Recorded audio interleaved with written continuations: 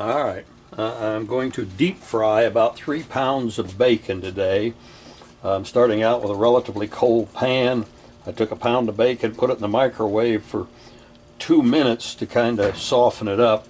Next batch I'll probably just do for a minute. I like to put them in individually. Well, they'll come apart after a while, but anyway. Sometimes if I have some relatively fresh bacon grease left over from a previous frying, I'll melt that down so I've got something to start with. But today, I'm going to start from scratch, and then I'll save this bacon grease back to use later.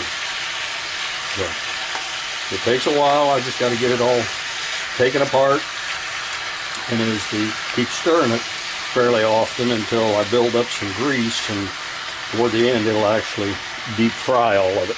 Alright, I'm not going to ask you to watch 30 minutes of bacon cooking, so I'm going to turn this off and I'll turn it back on a little bit later. Okay, it's now 11 minutes into the 3rd pound. So that lid's getting hot. See, by having more grease in there, it renders down a lot faster, more evenly. So probably take another 6, 7, 8 minutes. And stir it a little bit as we go along. Fun way to spend a rainy afternoon at 37 degrees.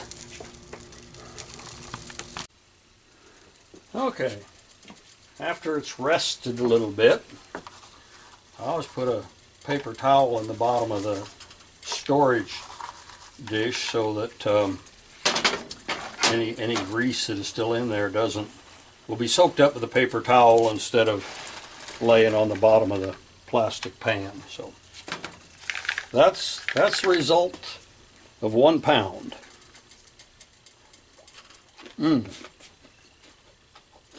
Just right.